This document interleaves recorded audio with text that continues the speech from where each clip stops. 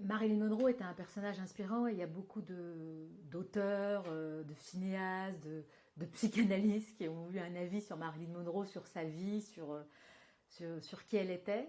Mais là, ce qu'il y a d'exceptionnel, c'est que c'est sa parole à elle, ce sont ses mots à elle, c'est son autobiographie. Donc c'est pas une projection d'artiste, d'auteur sur Marilyn Monroe, non, c'est la façon dont elle a envie de se raconter.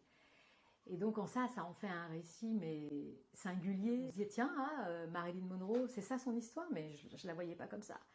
Bonjour, je suis Sandrine Revel, dessinatrice et coloriste du roman graphique Confession inachevée.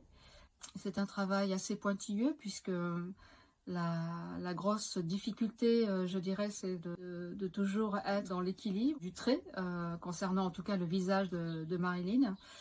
Donc je travaille beaucoup d'après photo, je visionne beaucoup de films aussi pour retrouver un petit peu la gestuelle qu'elle avait.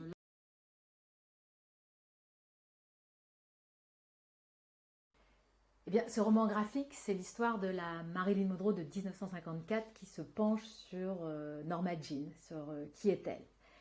C'est l'histoire d'une femme qui nous raconte mais tous les obstacles, toute l'adversité, tous les combats qu'elle a dû mener pour devenir Marilyn Monroe.